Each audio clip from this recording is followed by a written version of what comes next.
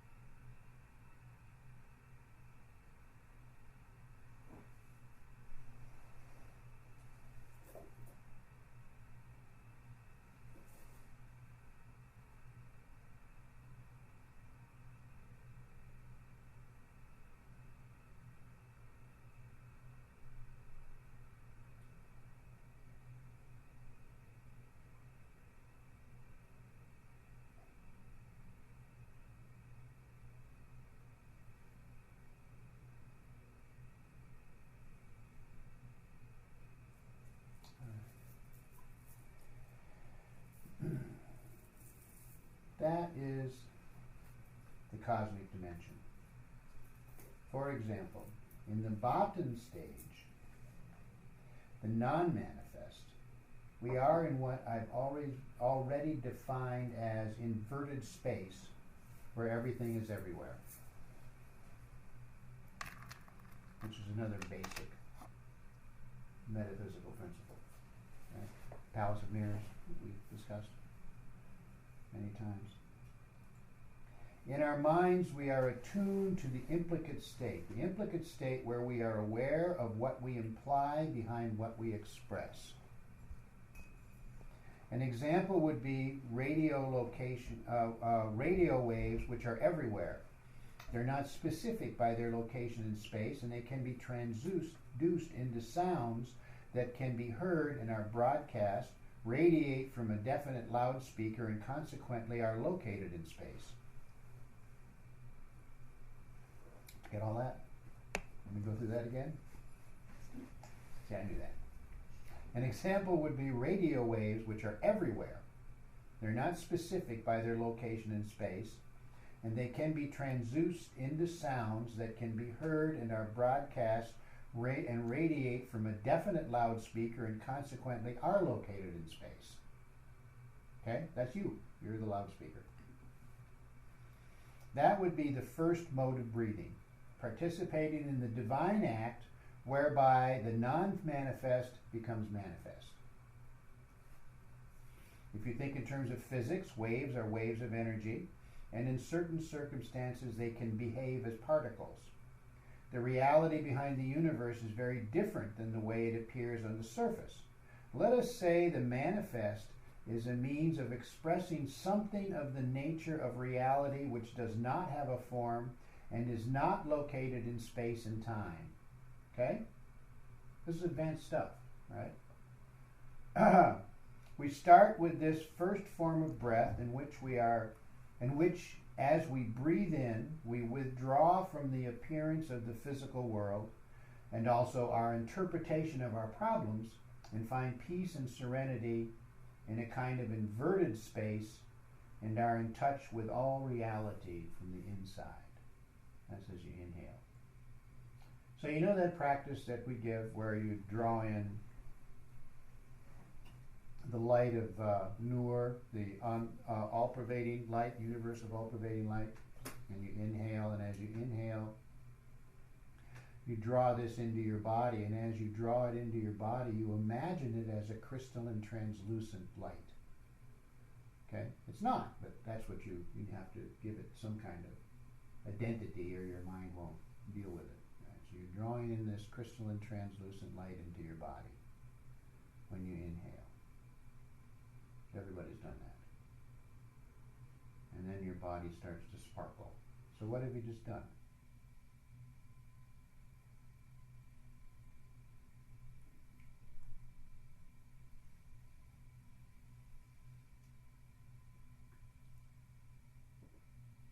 Come on, guys. What have you done? Well, the word transubstantiation comes to my mind. Yeah. Taking in your reality, all the realities. You're drawing from the uncreated and creating it. You know, because the universe of all-pervading light is the universe of, it's not uncreated. Mm-hmm. It's just light. There's nothing, there's no focuses, there's no point sources, mm-hmm. It's just light. And that's the non-manifest, the bottom. And then as you draw it into your being, you're giving it form, you're giving it access to your being, you're causing yourself to sparkle, right? Mm-hmm. You just created something every time you do that. And then when you exhale, radiating golden light from the center of your chest, however it is you see that, you moved into the area of Zahir,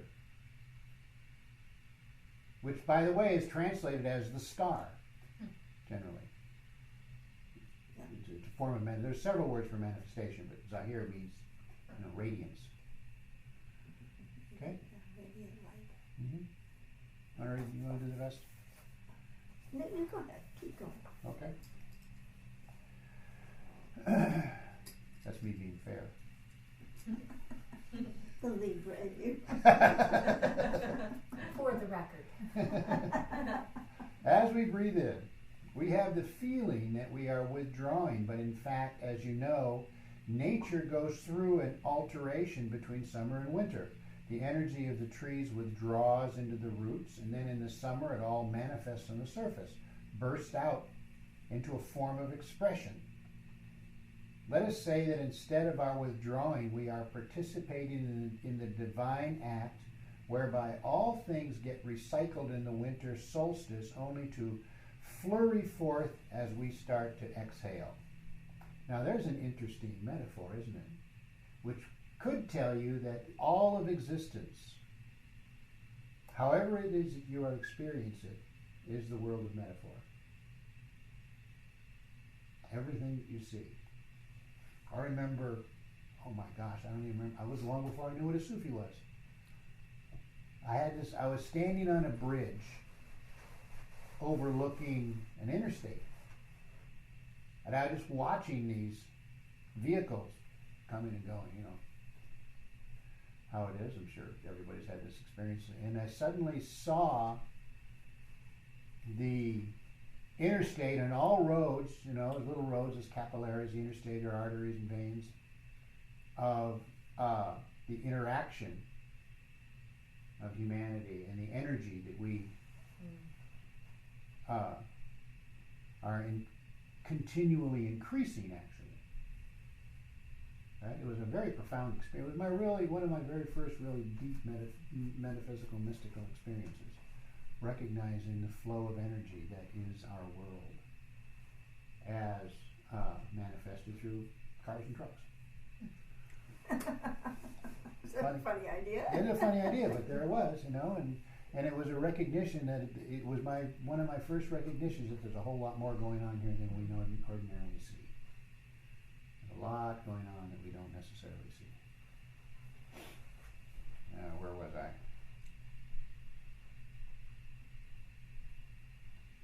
Manifest service, bursts out form of expression, participating, da-da-da-da-da-da. So what was peace has now become joy as we exhale. Oh, you guys know the difference between peace and joy, the Sufi definition? Peace is absolute stillness, joy is absolute activity. Okay? That's basic definition. You know. In other words, peace and joy can't exist at the same time. They have to counteract one another. You know, if you're in a state of peace, joy is not possible. If you're in a state of joy, obviously you're not still. Okay? So it could happen in one breath. It all can happen in one breath. That's right. Exactly. Yeah. It's not necessarily bifurcated. Mm-hmm.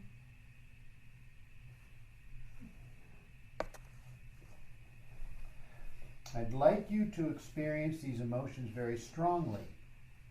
The one of peacefulness that the Hindus call vairagya, which means detachment, indifference, and independence. Piro Murshid says independence and indifference are the two wings that cause the soul to fly. They give you freedom from conditioning, involvement, freedom from responsibility, and particularly freedom from the tyranny of the personal ego, which is very heavy and lays its trip on you. Okay? Independence and indifference are the two wings that cause the soul to fly. It gives you freedom from conditioning, freedom from involvement, freedom from responsibility, and particularly freedom from the tyranny of the personal ego, which is very heavy. Now, why would he say freedom from responsibility?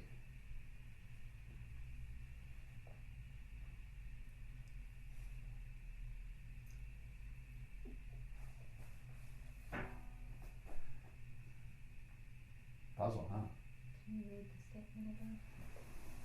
Piro Murshid says, indifference and independence are the two wings that cause the soul to fly, that give you freedom from conditioning, freedom from involvement, freedom from responsibility, and particularly freedom from the tyranny of the personal ego.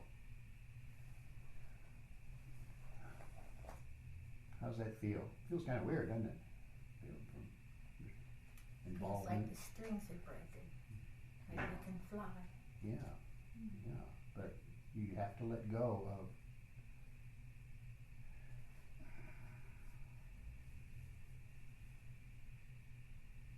It's one of maybe the most concrete example is watching some friend of yours do something stupid.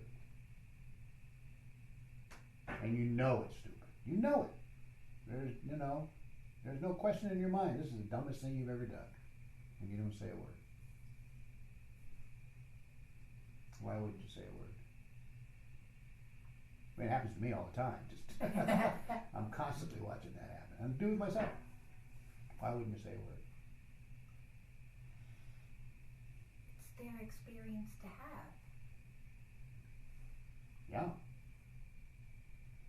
And just because you think it's stupid, it may be something important for their lives. You can't. You have no decide. idea. You have no way of knowing. That's right. So what we think of as responsibility is actually interference, isn't it? Now that's not the same as a little kid's about to run out into the street. Okay, we're not going to do independence there. Not necessarily. I had this really funny image as you were talking, because I was looking at the altar here, and as we breathe in, we breathe out. So we breathe in, and that's a period of peace, and we breathe out, it's a period of joy and activity and a responsibility. Yeah. So it's like we go inward, say in retreat, as you were about to do, to experience that freedom from responsibility, from conditioning, from everything. And I had to laugh because I'm looking at this heart and wings there and realizing that as a bird flies, the wings flap. It's like, the wings flap, the wings close in the nest, and then the wings open when they went to fly. So that activity of the heart, even the heart, opens and closes. It's like in a matter of protection.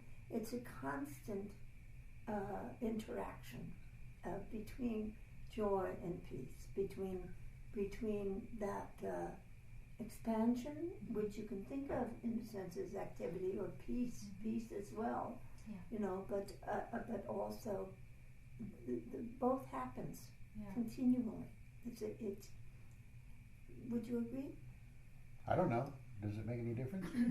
That really resonates with me because I hear you saying that they're interchangeable. When they're open, it's both joy and peace. You can perceive that as a stillness and as an activity, and this as an activity and this. Yes. Yeah. So. Okay. A little clearer? Whether passive or active, Yeah. in a sense. Okay. Good. Yeah, because I think before I was having trouble, like you said, with those, if it had a rigid line between it, because when I'm at peace, I know I'm in joy. And when I'm experiencing joy, I know there's a peace in there too. So for me, that's the experience that those things are integrated. So. Okay.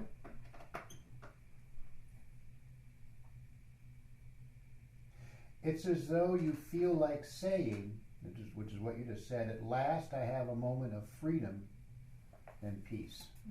Right? If you are able to overcome the fear of your concepts of death, then you will find that working with the confection of the body of resurrection makes more sense. It becomes more convincing and more enticing. You now see that this is not liberation from the existential state. It is perfecting what has been achieved by deriving the essence from it. It's an economy of nature. Okay, is that all clear? No, read that a little bit. Yes, I know. I can feel the... Okay. I'm going to read the whole paragraph. If you are able to overcome the fear of your concepts of death, okay, that's step one, right? You all know that a basic spiritual practice is to go hang out in the cemetery and just sit there and feel it. Right? Did you know that? It is.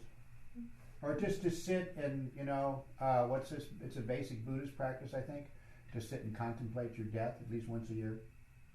Just sit in all the many ways that you're, or the several ways that your body might come to an end. And you sit and contemplate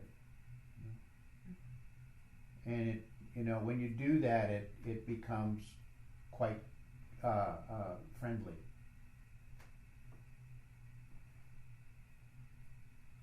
Okay? If you're able to overcome the fear of your concepts of death, then you will find that working with the confection of the body of resurrection makes more sense.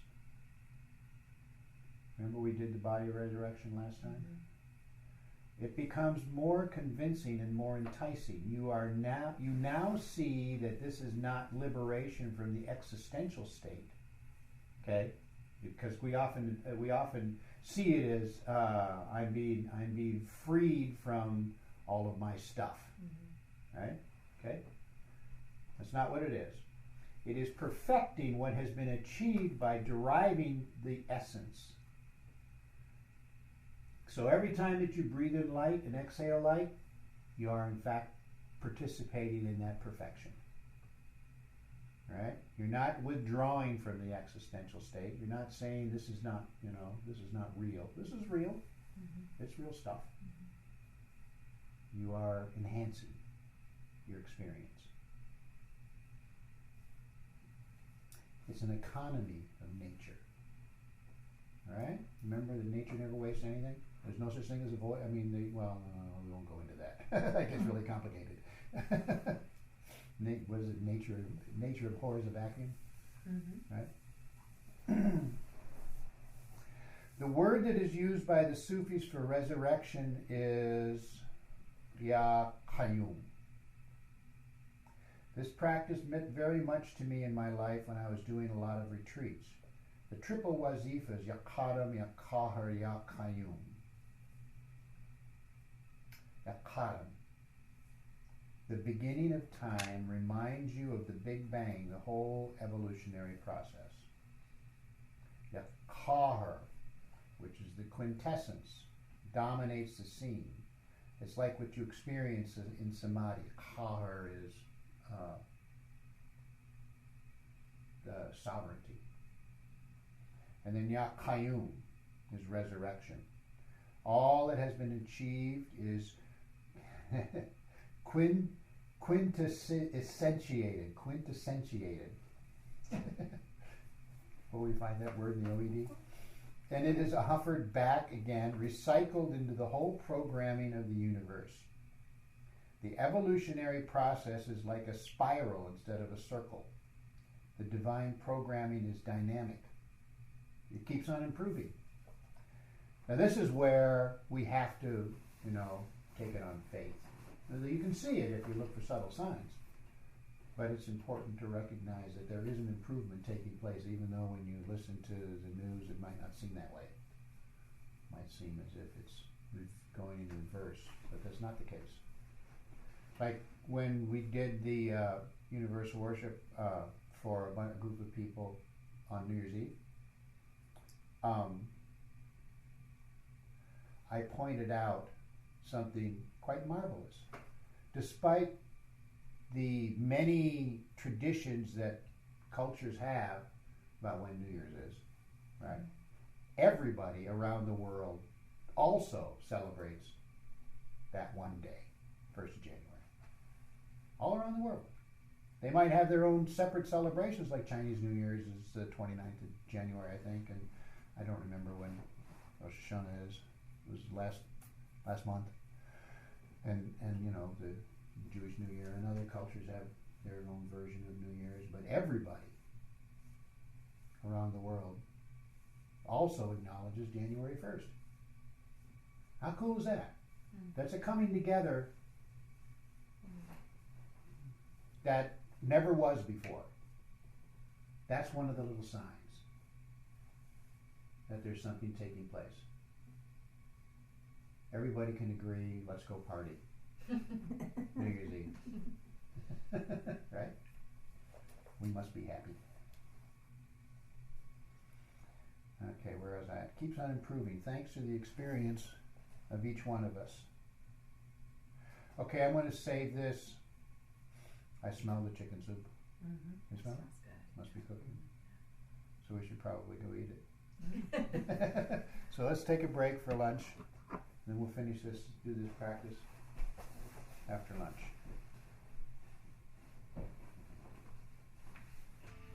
we assign attributes based on two things. One, it could be based on experience, intuitive ideas, or intuitive experiences, and two, on wishful thinking. Which is it? I don't know. Should we have all the candles or what? No, I don't think so. Unless you want to. It's okay with me, I don't care.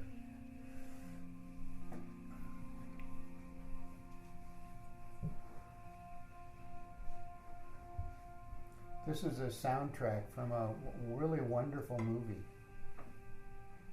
that we saw a while back called, let's see, Spring, Summer, Fall, Winter, Spring Again.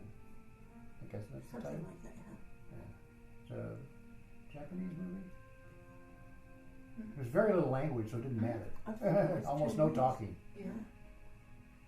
Oh, I've forgotten that. Was it Japanese? Yeah. Yeah, beautiful photography. Yeah, really. And the movies addresses the evolution of a mystic, how he comes to be who he is. You seen it? No, but you've mentioned it before. Yeah. Yeah. You can get it from Netflix.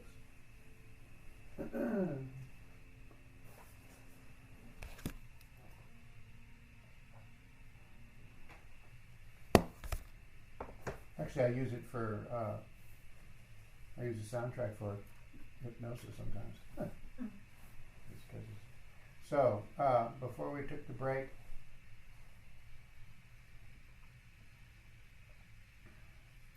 we're working on this idea, and I wanted to take the break because this is going to take a Could you little just wait 1 second, please?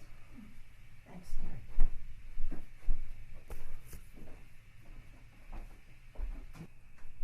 Okay, so I'm going to read this material again and then we'll do this practice. It says, if you are able to overcome the fear of your concepts of death, then you will find that working with the confection of the body of resurrection makes more sense. Isn't that wonderful? The confection of the body of resurrection. Who would use that word for that kind of thing, except Kirvalaya? It becomes more convincing and more enticing. You now see that this is not liberation from the existential state. It is perfecting what has been achieved by deriving the essence from it. It's an economy of nature. Okay, do you understand what he's saying there? You know? Retreating from, there's this idea that retreating from the world is a way to do it, stepping away from it, removing yourself from your physical self and doing all those things to get away from being part of the world. He's saying, no, that's not the way to do it. To be part of the world is in an ever-increasing, enjoyable way, I suppose. Yeah. Okay, the word that is used by Sufis for resurrection is Ya Qayyum. Now, I want to explain that he also, in other explanations of the word Qayyum, he calls it, the literal translation of Qayyum is eternity, the eternal. Okay? The way Pirvalaya teaches it, it is the quintessence of being. In other words, when you die, when this body's finished, your Qayyum is what's left. Right? Not your personality, but your fundamental nature, fundamental expression of divine purpose. That's what you could say. Okay. That's your Qayyum, the quintessence of being. Okay. Can I ask a question here? Sure. What would he say would happen? Can you alter that quintessence? As You are in fact altering it. Okay. Yeah. And then if it's not fulfilled, what happens? Oh, Is you it messed up. reincarnated?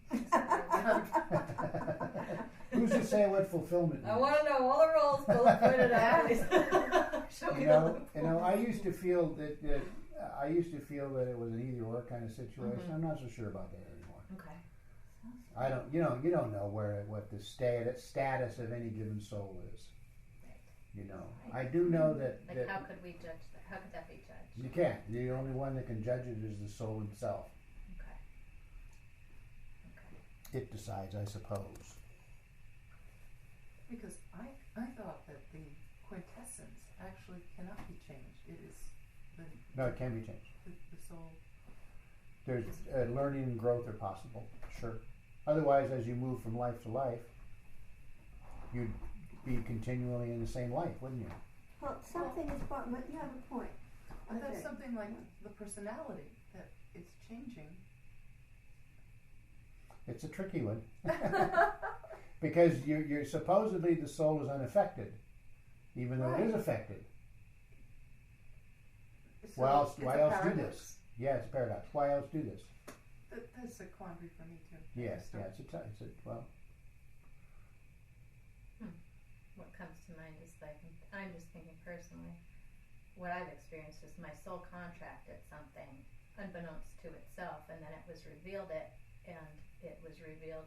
in a co-creative way, and therefore I am now altering it on that revelation. However, without the judgment and trying to ascribe too much personality to that. if you think about the scriptures that we read this morning, that's not true. You did know what was going on. Okay. So is it in that when you were talking about as a baby, when we take form, we forget, We forget. and it's Yeah. traumatic, perhaps traumatic, or there's something that occurs, Well. the phenomenon of being here in form. So this same client that I was talking about that was a little confused about God and whatnot. She also mentioned that she has this daughter that was quite remarkable, was completely intuitive up until about, and very able to read into all kinds of things up until about the age of 5. Okay. And then it started to disappear. Because then 5 is when you start to look out and start really seriously engaging with the world. You start going to school. Yeah. You're being taught and told how things are, right? And you accept it because you want to be part of the crew and so on, right? So then, and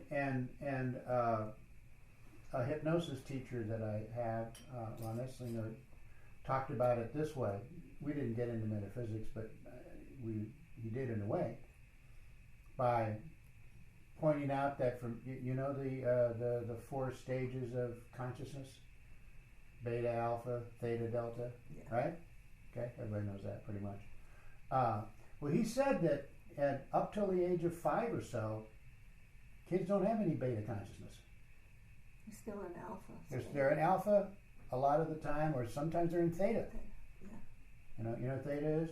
The best explanation for theta is that you're laying in bed and the covers are falling off, and you're laying there and you realize that the covers are falling off, but you can't quite get it together to pull them back over yourself, right? You know that feeling? That's theta. You're in a very deep state. It could be very troubling when you're really trying to get out. I just had an experience of that. It was very scary. I wanted to wake up and yell out, and I'm trying and trying. Finally, I was able to move. Might have been that, and that whole period might have been just a millisecond, Right. even though it seemed like it was, right? I always call it when I wake up, I'm still part of my covers. Mm-hmm. I can't differentiate which That's is me theta. and which is the bed sometimes. Yeah, that's theta state, exactly. So that's what kids are in most of the time, Yeah. up until 5, when they start to differentiate and to individuate. I think the whole question this way, in a sense, it's like the soul is very, very pure, and in a sense, it's not altered in any way. But it is, as you said, It is and it isn't. All right. It is and it isn't. But what we learned here, the quintessence of that experience, it stays with us, is taken back. So it's maybe not all the memories of it, maybe not all the exact circumstances or anything like that, but just the quintessence of it is it remains.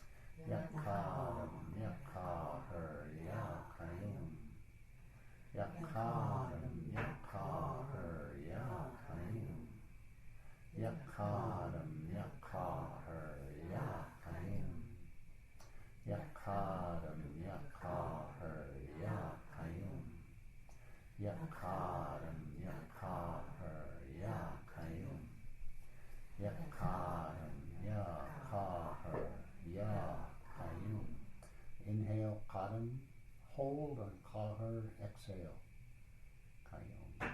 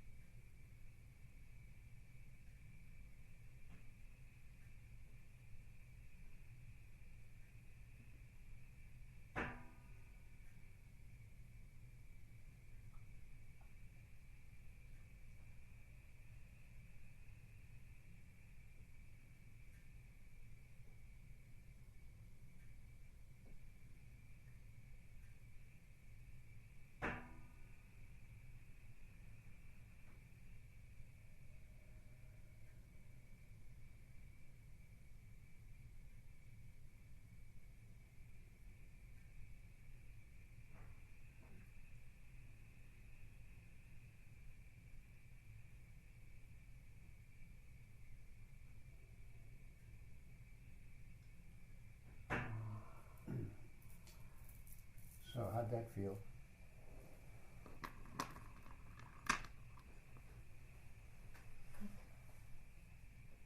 Felt good. What did you experience, if anything? A phrase kept coming through my head. I came, I saw, I am.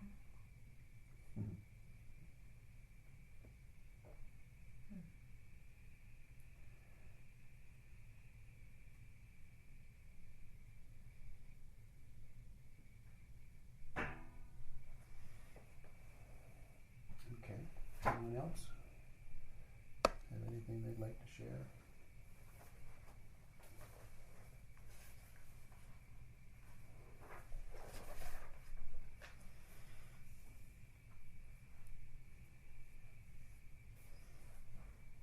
Okay, thank you, Tara. It's so subtle, it's difficult to share.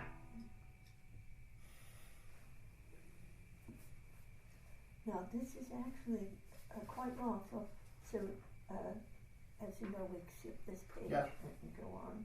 Okay. So this is lesson number 40, The Child Within. To get into this meditation, become aware of your breath.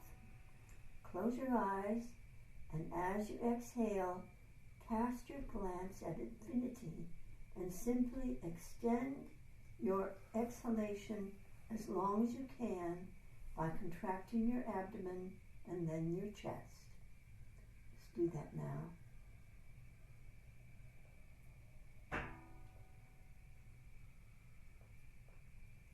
Now, as you inhale, imagine a spotlight that's a foot in front of your eyes.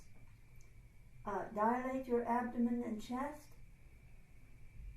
then hold your breath as long as you can.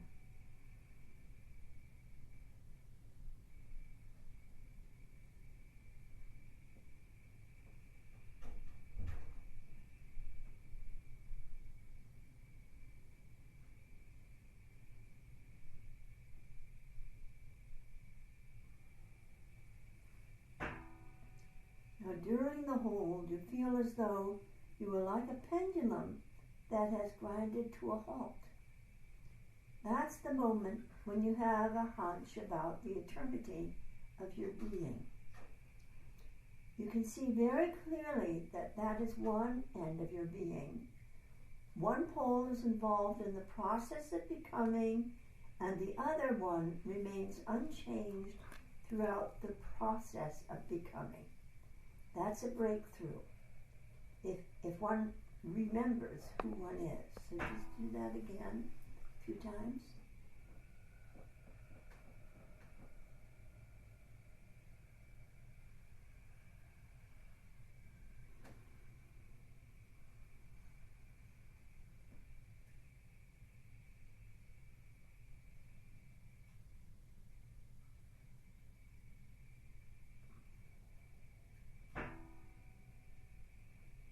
imagine that during the hold, it's helpful to turn your eyeballs upward and put your tongue on your soft palate.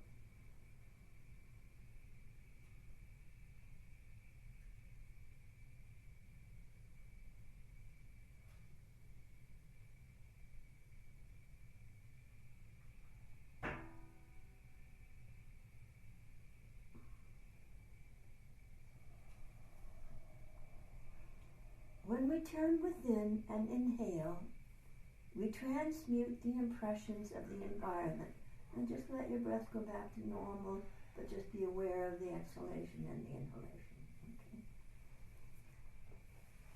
Okay, when we turn within and inhale, we transmute the impressions of the environment instead of cutting them out altogether. The accent is on refusing to be conditioned. We want to be free.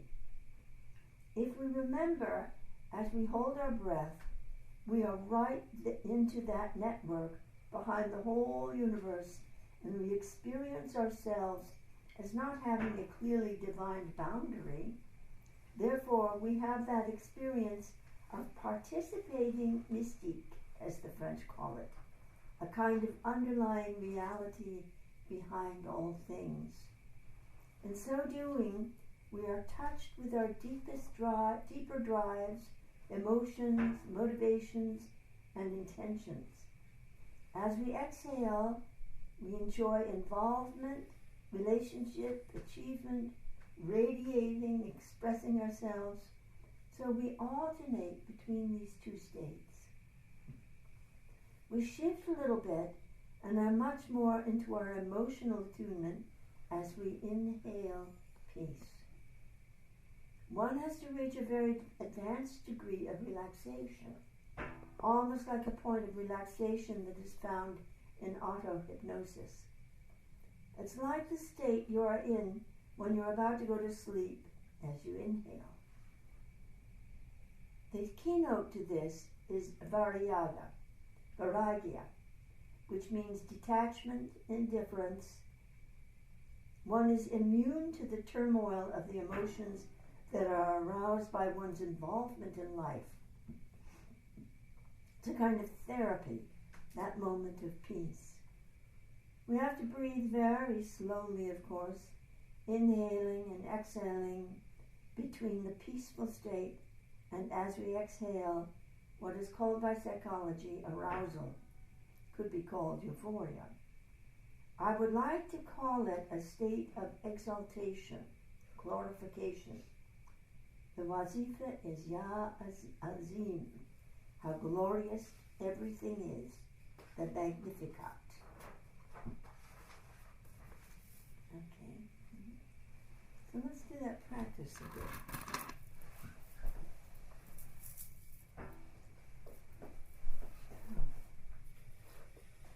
Ya Azim, Ya Azim, Ya Azim, Ya Azim, Ya Azim, Ya Azim, Ya Azim, Ya Azim, Ya Azim, Ya Azim, Ya Azim, Ya Azim, Ya Azim, Ya Azim, Ya Azim, Ya Azim.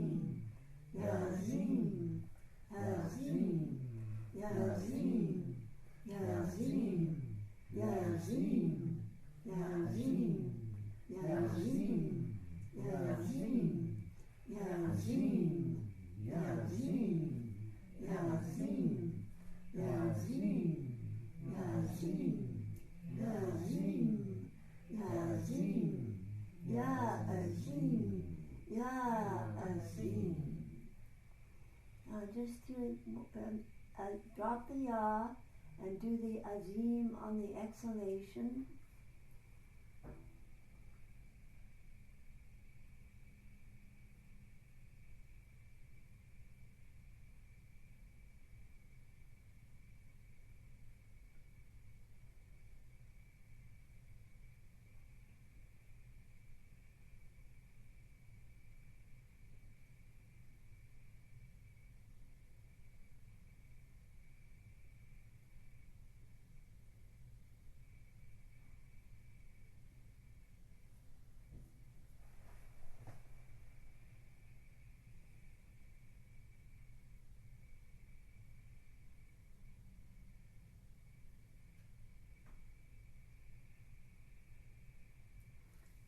just don't do anything at all but become the wazifa.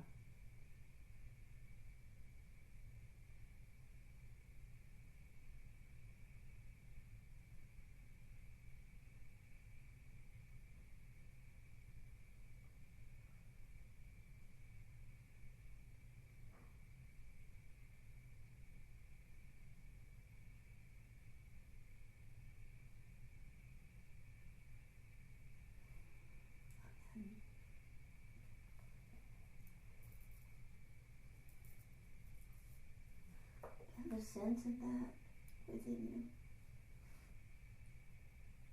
It may be different for each of you. But if there was one word that might describe it in English, can you think what that might be? Feel what that might be?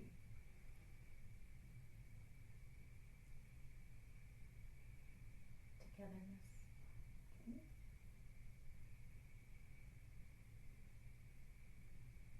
Anyone else?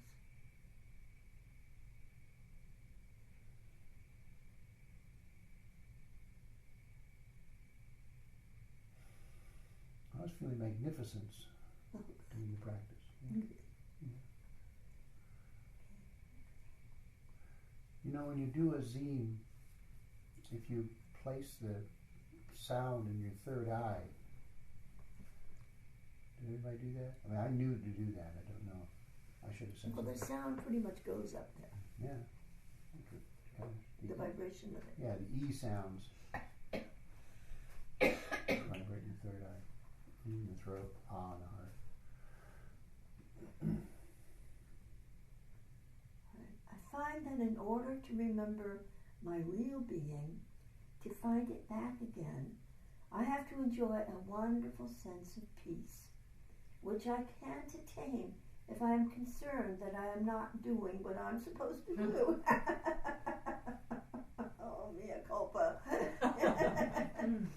If we have a guilty conscience, or many elements that stand in the way of finding that peace, there is only one thing that helps us to be able to touch upon that peace, even though we aren't too happy about it, aspects about ourselves that we can't subscribe to.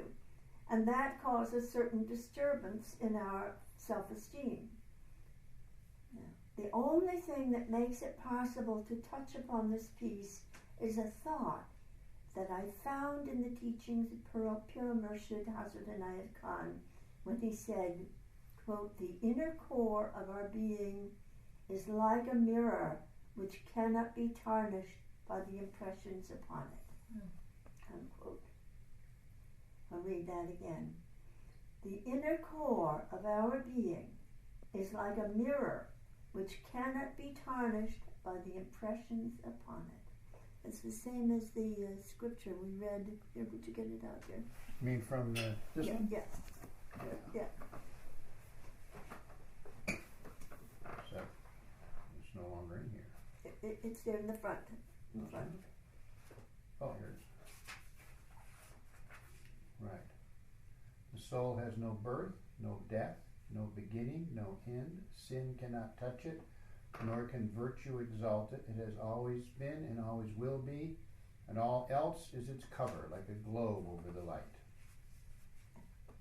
Just as in the Jewish scripture, when it says, "I was with the Lord always by his side," being comforted, being close, forever, right? Before anything. Before anything happened, before anything at all. So we can keep that in mind of how we, this is it's talking about all of our souls in that beatific state that, that's remarkable.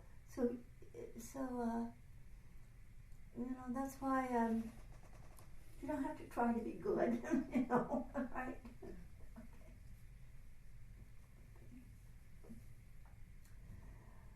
Okay. Sorry. So if you can find that inner core in your being, then however much you feel that your personality has been tarnished by life, You can trust yourself to that inner core of your being. That inner core of your being is the child in you. It's like the fresh petals of the flower which have not been tarnished yet, whereas the outer petals have. You could say that our personality has developed one sheath after the other, built up. The outer one is what Jung calls the mask, the persona, but the inner core is continually welling up. These are the new qualities which emerge in our being and which are absolutely pure, absolutely unpolluted. It's the child in us. I want you to know that the child is still there in you. You don't always know how to find it, but it is still in there in you. The ideal would be to be able to reconcile the beautiful spontaneity and innocence of a child together with the wisdom of the mature persona or person.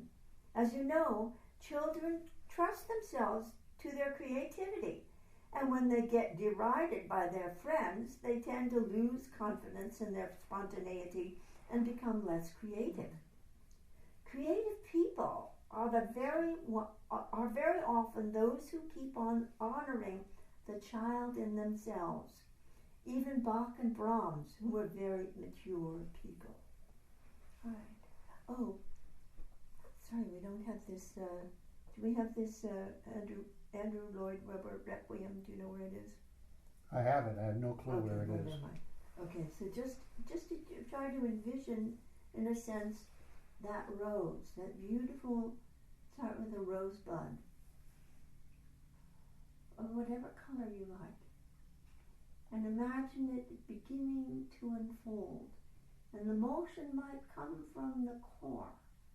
The outer petals gradually open to the warmth of the sun, and an aroma is set forth, that attar of roses, that essence, and little by little the rose unfolds, and the outer petals may become damaged from rain or wind or just simply age or the environment, but the inner ones are still in pushing forward, pure, beautiful, exquisite.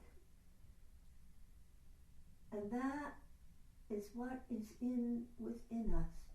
If you can imagine that within your own being, and that's that child within you, that purity, that essence, that beauty.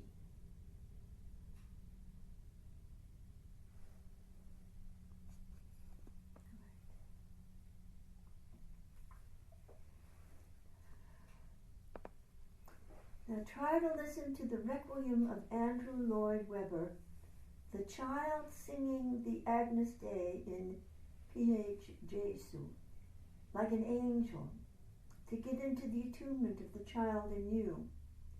You see that it is your innocence that opens the door to your peacefulness, and you still have it in you.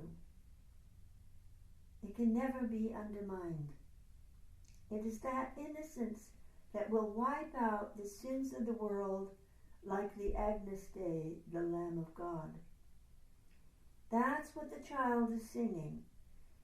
Remember that it is true that the past continues to live, but it lives in us and in the people that we have been involved with. As we change, and this is important, as we change the past. It continues to live, but it transforms. It's not the same as it was. So remember, if there's something that you've done that you don't feel happy about, if you wouldn't do it today, then the past has been changed. It isn't the way it was. This is the only way to find peace in yourself. Is there anything anyone would like to rehear in this sense? I find it very, very profound to have the sense that That's the funny. past changes, That's what I've been doing lately, changing the past. changing the past. Changing Yeah. the past. I remember when Iman said that to me a lot, and I didn't understand. She was a teacher who was killed in a car accident in the early 80s. And she said that I get to change my history. And it didn't make any sense to me. Now I'm understanding what she was talking about. Because I find myself, and it quite spontaneously, it's not something I planned on doing, thinking about how would I be if I went back to my early life, like teenager, knowing what I know now.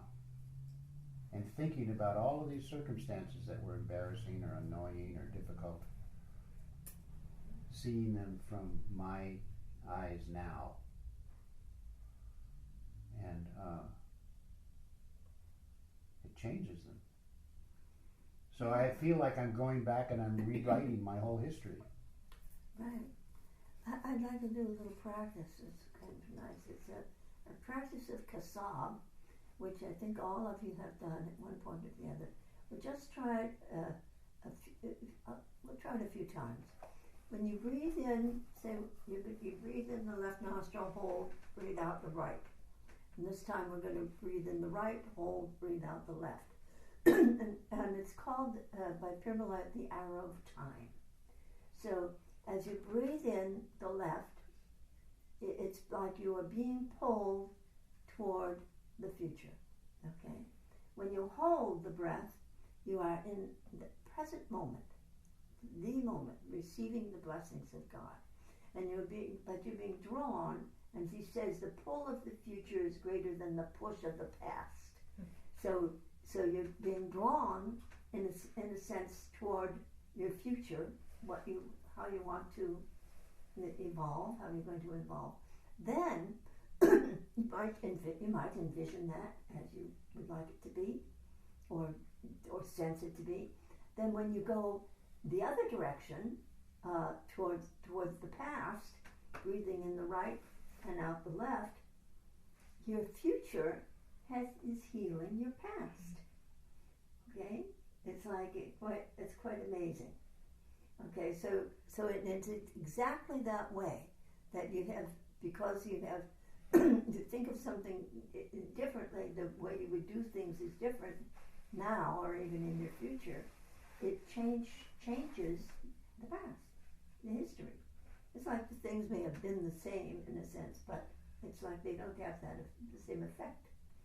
So, and then when you breathe in both nostrils and hold, it's simply being receptive to the divine being, the divine universe, the divine essence. So let's try it. You put your thumb under your chin, forefinger on top of the chin, and then everybody knows what to do. Okay, so you have to put down your book if you're going to do this. Take the notes later. Okay, so exhale completely.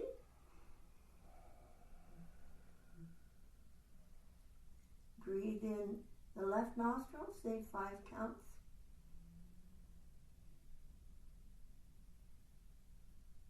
Hold.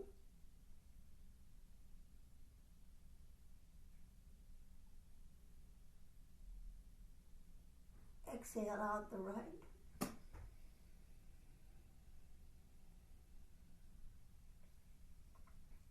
Inhale the right.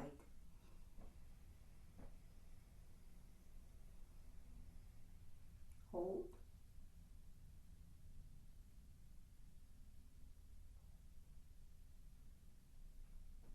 Exhale out the left.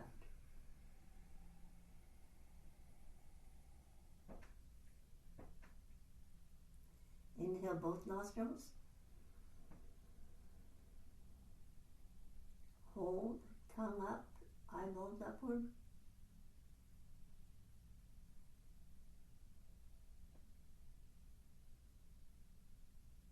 And exhale.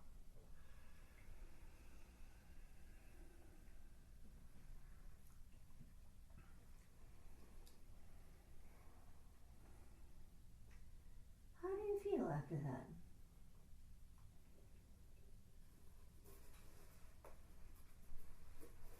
And I feel more energetic. I don't know how the rest of you feel.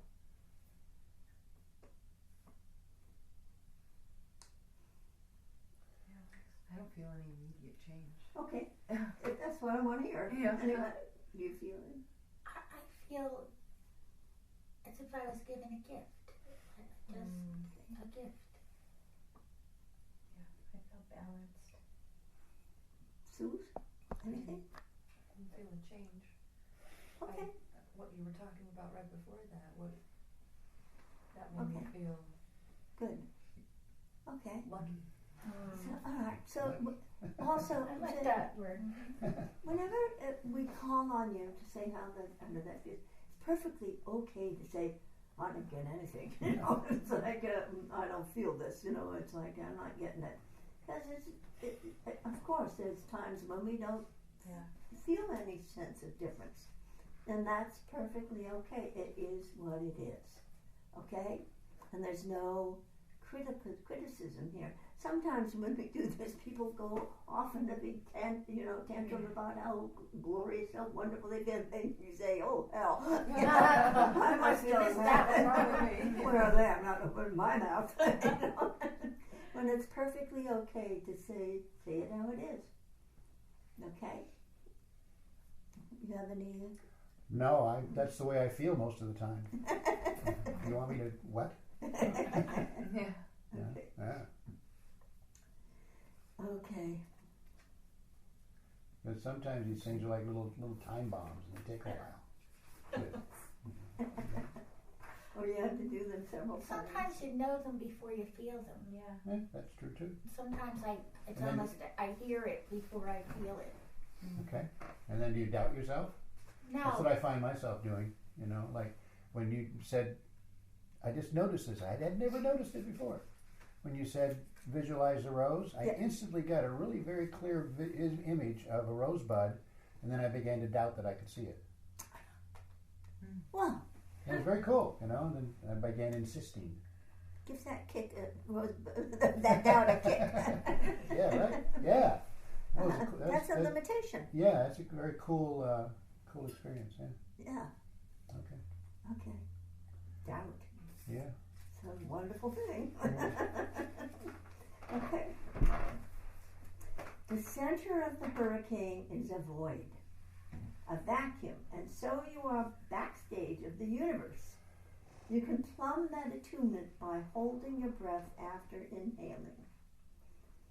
Now, there is that breakthrough of joy. Excuse me. Actually, what the Sufis say is that manifestation is like a release of the potentialities behind the universe, behind manifestation, a release from the solitude of unknowing into expression. For example, if there is something that you have been withholding all this time and now you can say it, it's wonderful. A release of the hidden treasure, that desire to be known, the need for it to become known. You know how you can suffer from having to keep a secret, and you have such a need to say it. It's a release. From the state of peace, there's a freedom. There's a breakthrough of joy. We like to express ourselves, be creative. If you can't say it in words, you may be an artist and say it in the forms and in colors. If you're a musician, you can say it in sound. If you are in love, to be able to say, I love you, is a wonderful release of the frustration of having to keep silent. Then the cycle moves back to turning within, because one gets burned out and one gets more and more suffocated by the conditioning wreaked upon one by the format in which our civilizations have developed. Okay. Oh, to be free, wanderlust, longing to get away. But you see, all the time I'm talking as though we were in our personal consciousness, whereas in fact these are the two poles of divine emotion. There's a beautiful tension between those two poles, dynamic tension. Out of that springs new life.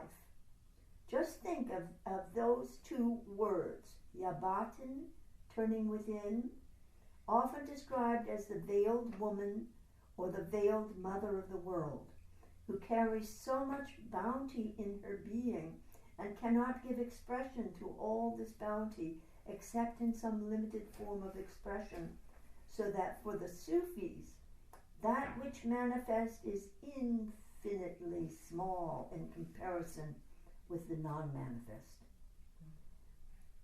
You find that also in the Bhagavad Gita. What a musician can ever compose is, in the minds of a lot of musicians, very little in comparison with what is trying to come through of the overwhelming bounty behind the universe. Stop there. Yes, you want to speak? I just want to make sure that everybody understood what was just been said. Tell me what you heard.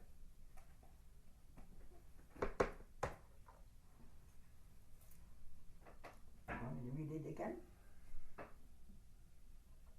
I want to know if you heard it.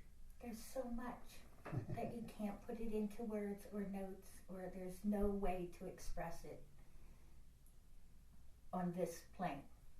There's more, you hear more, you see more, you feel more, but Okay. words are Good. I just wanted to make sure you got it. Because that's really important to understand that those things that you experience, you may never, ever, ever be able to express them. But there they are and they're valid. Yeah, I had a hard time saying that I felt like I had been given a gift. Other words came first, but they said I was judgmental of my own thoughts and said, no, you can't say that. Yeah, you got to be cooler to say that kind of stuff. Yeah. Huh? Well, it just sounded too much. Pompous? I don't know. The first word I thought of was blessed. And I thought, everybody says have a blessed day and here's your blessings, and it didn't incorporate all the feelings that went with that. Yeah. Well, I just want to say that we have to acknowledge that we're human beings. And we get exhausted by lifing, what happens at the office, or how much we have to, for the frustrations of the things we can't solve, and and so on and so forth, or the delays, or the lack of response from a loved one, or whatever. And it's like it becomes debilitating, in a sense, or the demands put on you from other people in the world, and you just have to at one point just go back into that little child within, that purity place, that purity within that rosebud, and know that that's in you, and you can be restored by it. Feel restored, because life is not all continuous blessing, or it may be that we don't see it as such. It's like, so it's like as humans we have to acknowledge our foibles and our, it's like. Especially when you're driving behind someone who's driving wrong. Wrong. That's your particular one. I have conversations all the time.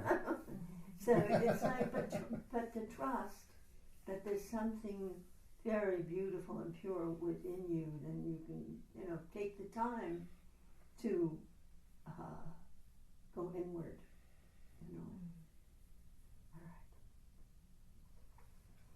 All right. And breathe.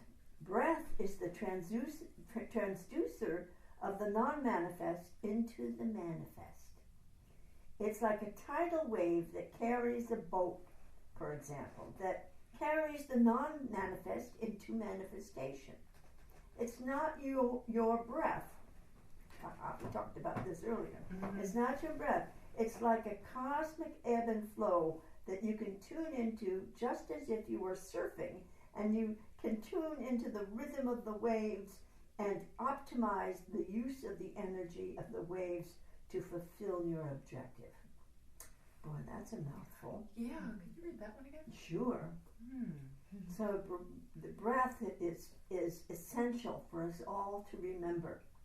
You know, even if you only remember it for a short time every day, but even if you're in difficulties, especially then, to remember your breath. Breath is the transducer of the non-manifest into the manifest. It's like a tidal wave that carries a boat, for example, that carries the non-manifest into manifestation. It's not your breath. It's like a cosmic ebb and flow that you can tune into, just as if you were surfing and you can tune into the rhythm of the waves and optimize the use of the energy of the waves to fulfill your objective. Can't you just imagine the surfer in Hawaii or one of these wonderful beaches, just riding that wave, being in the inner curve of that wave, sensing it with your feet and your whole being, and you're just riding the wave. It's like with a particular knowledge, you know. It's like, and that's the breath. That's how important the breath is. Do you want any part of that again? It's very important. I mean, it surprises even me too, because I forget to breathe. You know, I forget that I'm breathing. I forget all the time. And but to remember that that's this wonderful tool that we have is quite magical, I think. Right. Do you have anything to say, Ms. Ellen? No. Okay. When I say that you are at the passive end of the divine action, it's a generalization, and all generalizations are inadequate because we are endowed with some relative autonomy.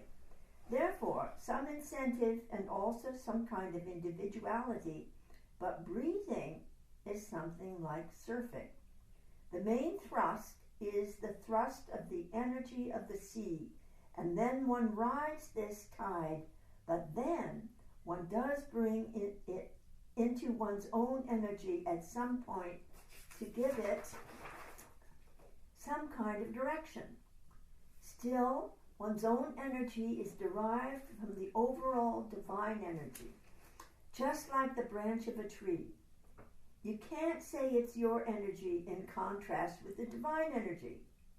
It's the expression of the divine energy that has become customized. I hope you feel that as you are meditating. An overall homogeneous energy. It's broken up into a diversified collection of vortices of energy. Just like the waves break up into foam, for example. But for all the while, you're feeling the nostalgia for release from the solitude of unknowing, for expression and manifestation. It's like, wow. Is there anything you would like to comment on this hour here? No, you're doing fine. Okay. I just think that's so amazing. So far, we've been dealing with the cosmic dimension. Do we need a break? No. Do we need a break? Does anyone need a break? I'll need a break soon. Okay. You'll need a break? So far, we've been dealing with the cosmic dimension. Now, the transcendental dimension. As we breathe in, we are transmuting the rather gross form of energy, which we call telluric or earth energy, that is absorbed to the bottom of the spine and the soles of the feet upward through the spine. Okay, you want to just concentrate on that memory. Just take the inhalation to the bottom of the spine and the soles of the feet.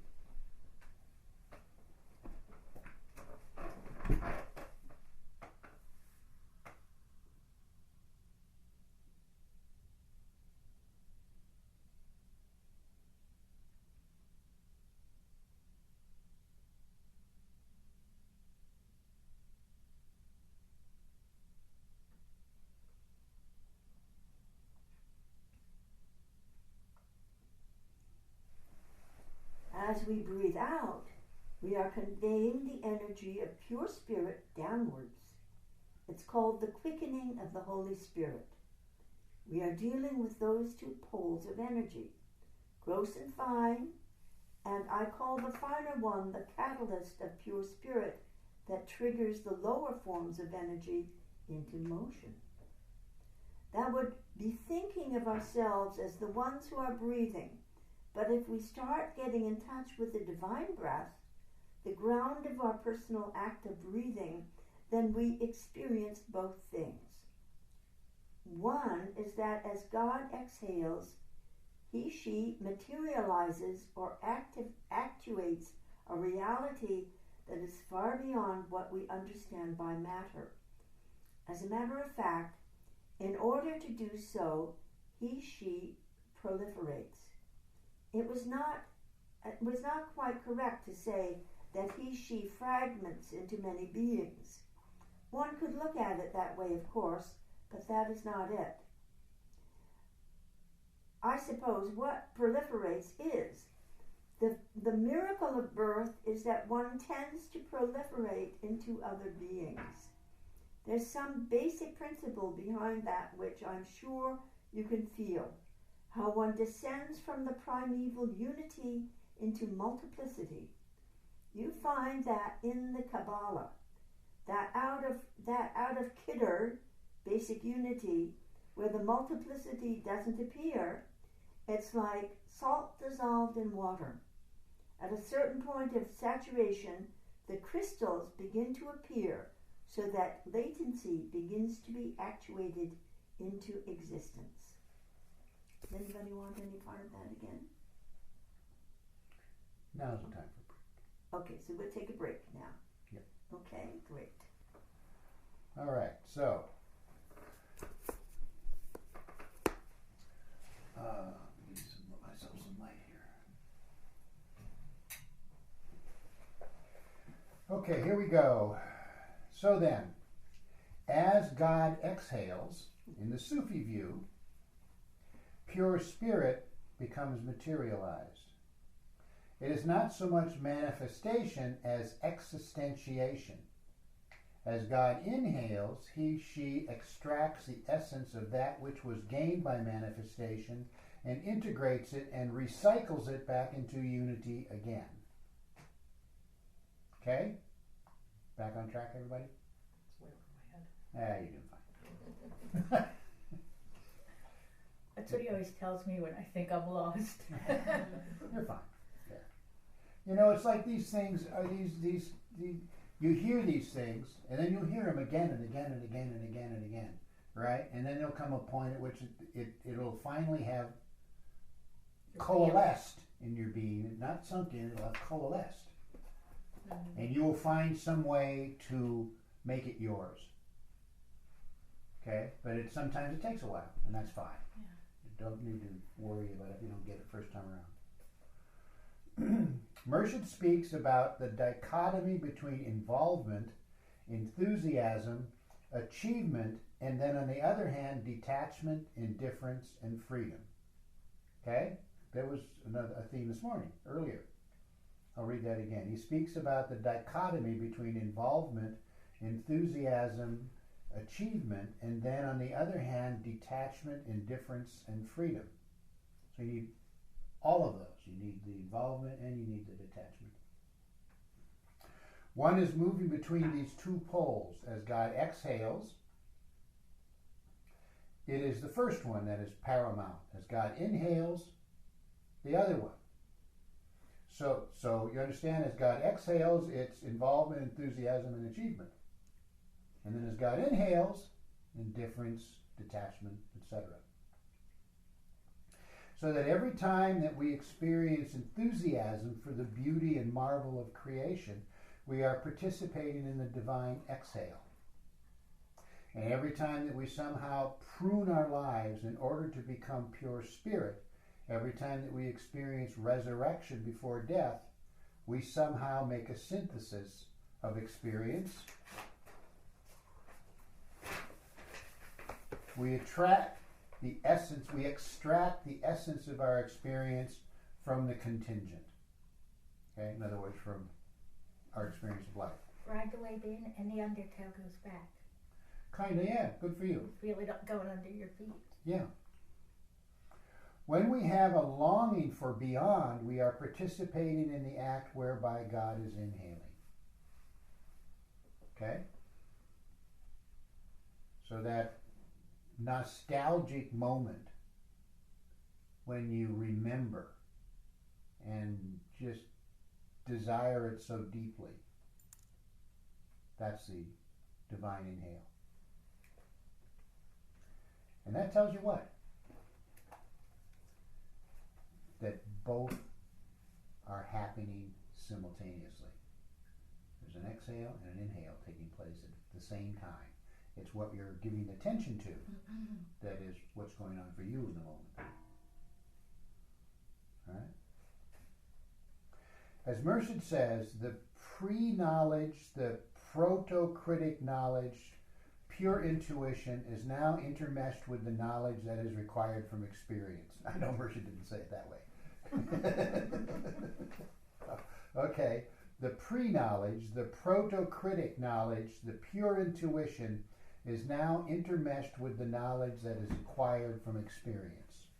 In other words, in Sufi terms, that's akal and alim. Akal is the pure knowledge, always was and always will be, and alim is the acquired knowledge. Okay? After that comes wisdom. It is now wisdom that is being fed back into divine consciousness, so that wisdom adds something to the original divine knowledge, the knowledge of God in the principle of his or her being. All right?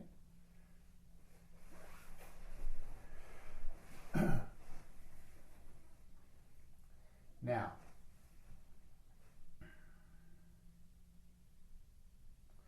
as you are exhaling, right? Indifference, etc. No, the other one. Enjoyment. Involvement, right? As you are exhaling. Oh my gosh, even I get confused. Can you see how you are born with a kind of pre-knowledge? We've always some kind of pre-knowledge that gets corroborated by experience. Like my client with the daughter who just knew stuff. She was, when she was 3 or 4, she was talking about things that she knew from a previous life. She just knew it. And then that knowledge kind of just faded as she got into 5 or 6 and, moved more and more into the world. So, So as you exhale, you can experience a descent of your being. Let's say the shift from pure intelligence to consciousness, and the shift of consciousness down through the planes into more and more dense forms of experience. So, for a moment, if you would, see if you can imagine or visualize that state of pure intelligence, your pre-eternal being, sitting there by the cosmic bus stop, waiting to get on the bus. And then that bus in the Harry Potter movies comes to mind. You're on the bus, finally the bus comes along, and you're heading for Earth. Now the thing about this bus is as you get closer and closer and closer to the Earth, your whole being becomes denser and denser and denser. More and more accepting of what it will become.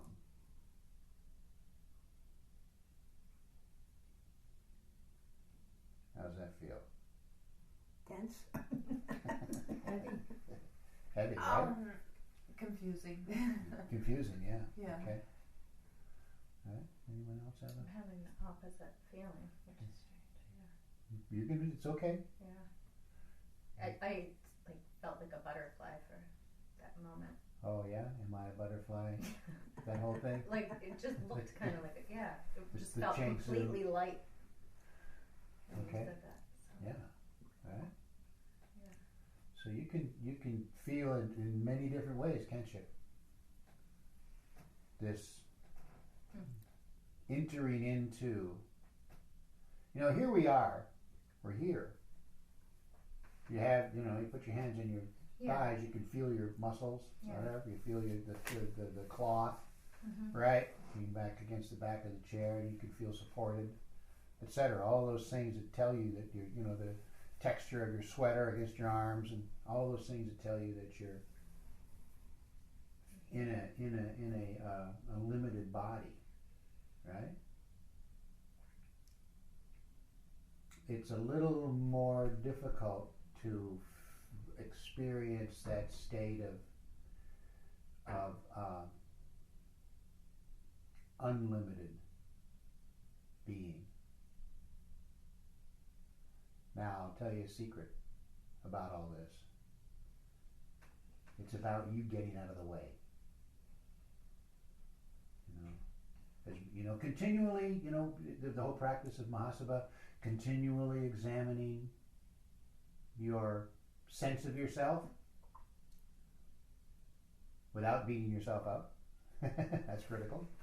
No beating yourself up. Without judgment, yeah. No judgment.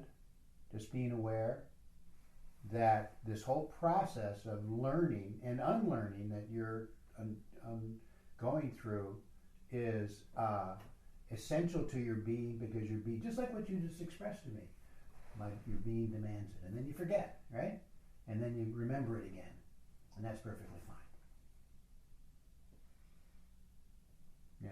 I've gone through periods where I resented the whole thing. Mm-hmm.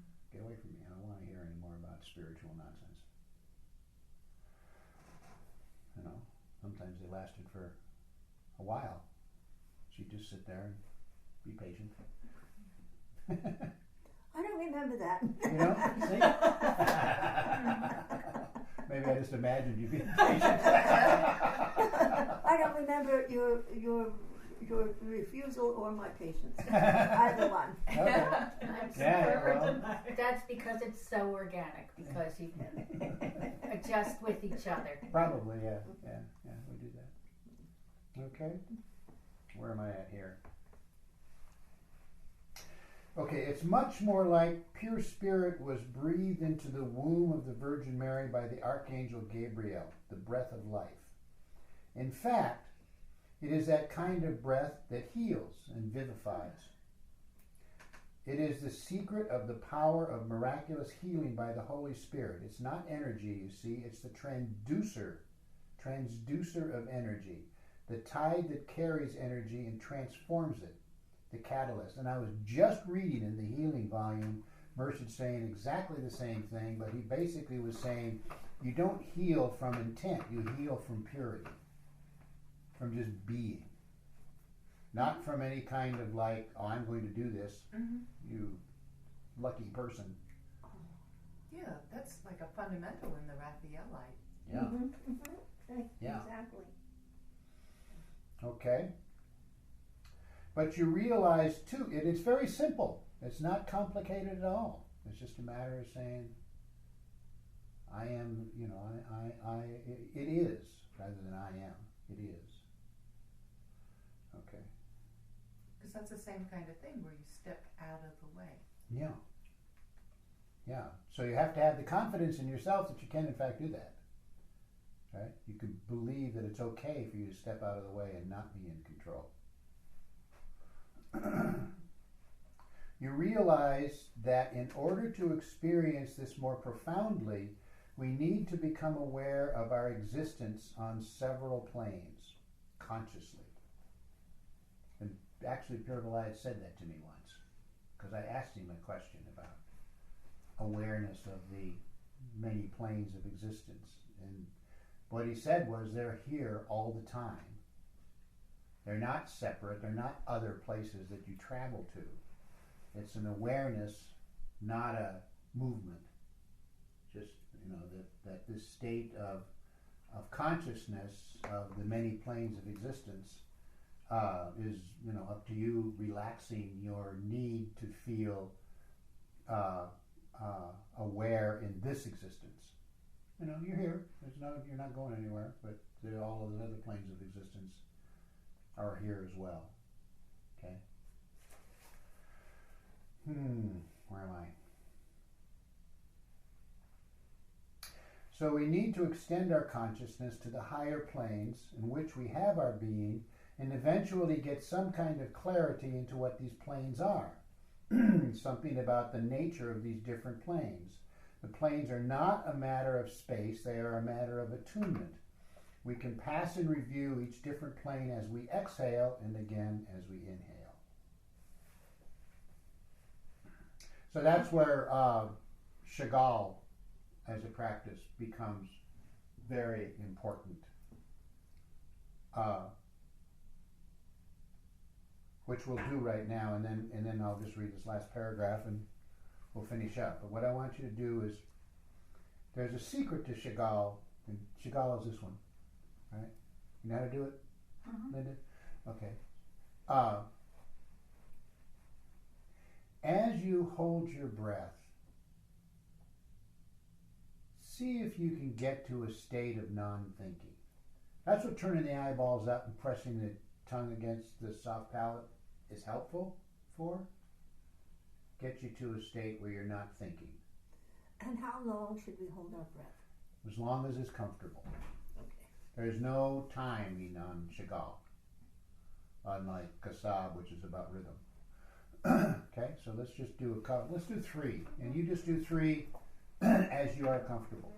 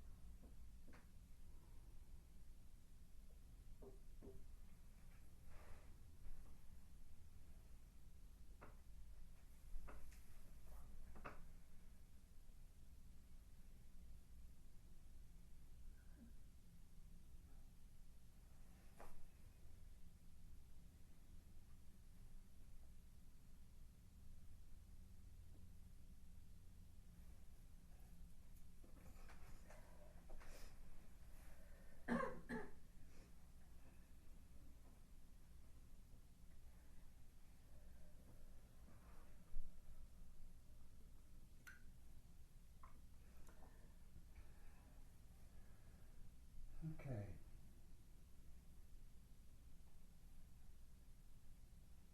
Now, Chagall can be very intense. And then those moments right after the practice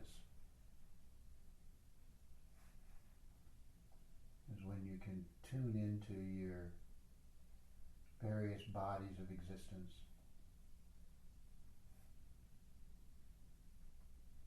Because in each plane of manifestation, you have a body.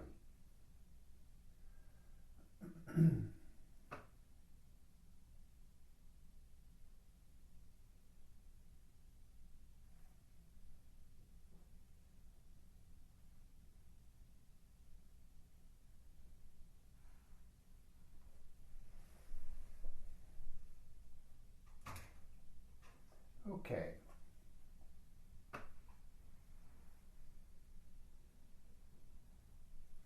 So in computer work, for example, we distinguish between the software and the hardware, so that we see the connection between the program and the material support system that makes the program work, makes physical facts at the existential level. At least we distinguish these two planes. But of course, if you go more deeply into the program and you find that they are layers also, what is your objective in designing that software? Of course, one could go beyond that. What are the motivations? What is the nostalgia? Actually, the real impulse behind everything is the impulse of nostalgia. So the Sufis call this not the nostalgia for manifestation, but the nostalgia towards existentiation, which is the most basic impulse behind the whole of existence. Let us say it is the longing for dreams to come true.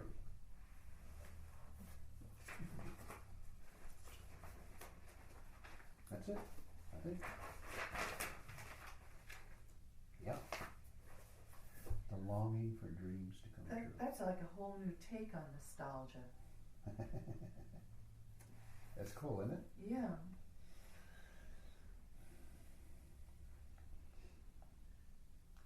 Okay. That's it.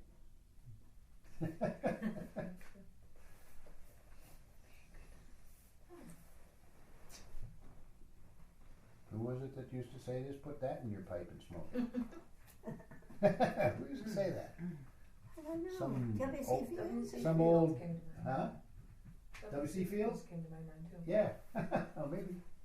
Yeah, because it was old, because I can remember like my grandparents saying that. Yeah. Then it kind of changed meanings in the 70s. Yeah. Oh, there's another indication of the growth of humanity. There are now 15 states. I think it's 15 or 17 states that have accepted any kind of marriage, Yeah, right? And same-sex marriage. same-sex marriage, and Not any old kind of marriage. I thought you were going to say medical marijuana. I know, I was gonna there's only 2 states. Oh no, there's several states that have accepted medical marijuana, Yeah. and 2 states that have accepted recreational. Yeah. Washington, Colorado. Okay. So we have a little time. How much time do we have on the clock there? Well, it's 3:20. Why? Well, I'd like to do maybe a song zikr, a little Little Zicker. zikr. So we could just, you and I could pull our chairs in just a bit.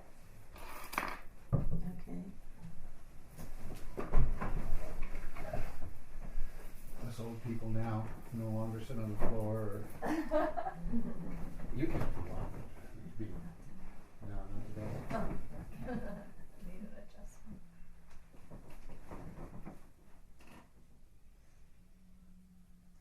Just the one? Oh, it's odd, but the song that came to mind is the Jewish one, Ashivenu. Just came. Really? Do you guys even know this?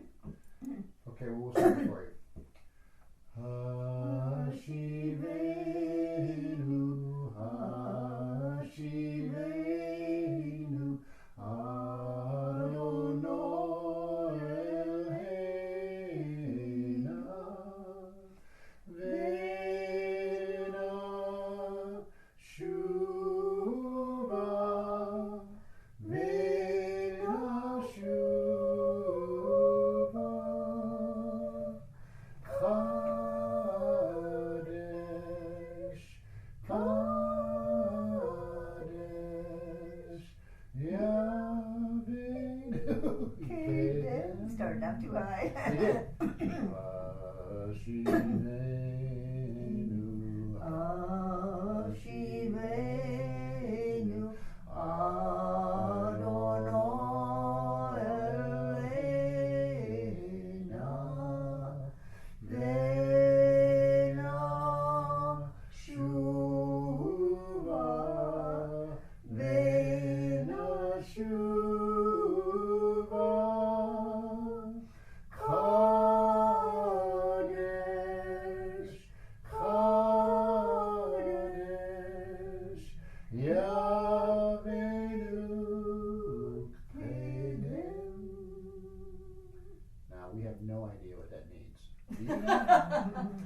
sort Well, of.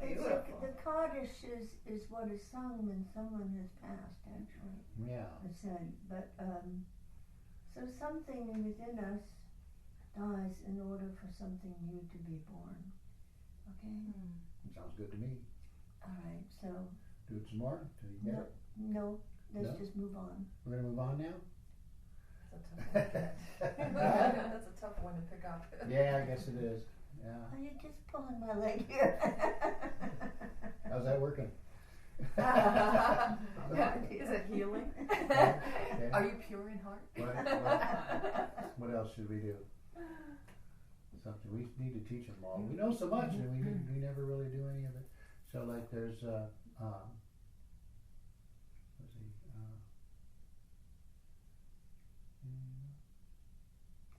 Sri Ram, Jai Ram, Jai Jai Ram Om Shri Ram Jai Ram Jai Jai Ram Om Shri Ram Jai Ram Jai Jai Ram Om Shri Ram Jai Ram Jai Jai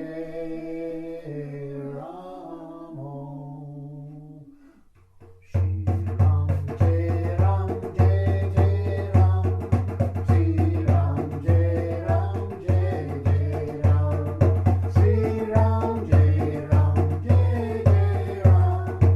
Ram Jai Ram Jai Jai Ram. Then you go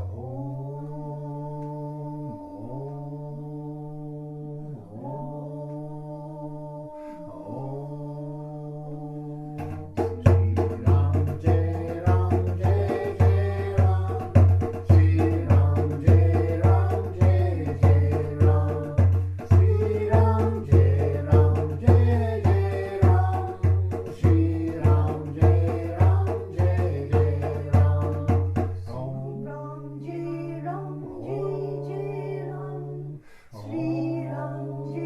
Ram, Sri Ram Jai Ram Jai Jai Ram, Sri Ram Jai Ram Jai Jai Ram, Sri Ram Jai Ram Jai Jai Ram. Jai Ram Jai Jai Ram Shri Ram Jai Ram Jai Jai Ram Shri Ram Jai Ram Jai Jai Ram Shri Ram Jai Ram Jai Ram. Okay. Just do Nirmush Zikr. Okay.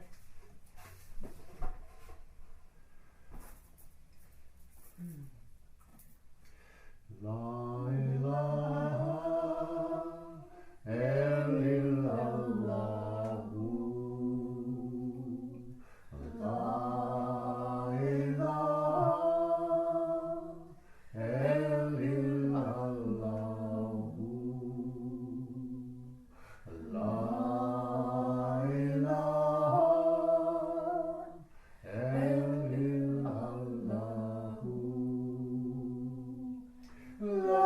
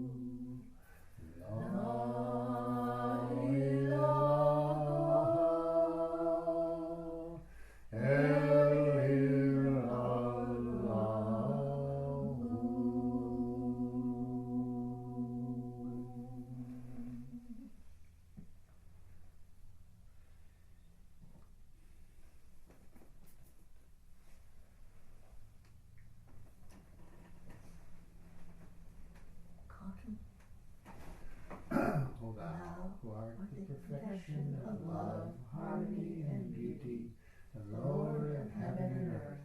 Open our hearts that we may hear thy voice, which constantly comes from within. Disclose to us thy divine light, which is hidden in our souls, that we may know and understand life better. Most merciful and compassionate God, give us thy great goodness, teach us thy loving forgiveness, raise us above the distinctions and differences which divide us, send us the peace of thy divine Spirit, and unite us all in thy perfect peace. Amen. Okay, Diane. That's it. You're now fixed. That come with a guarantee? Yep.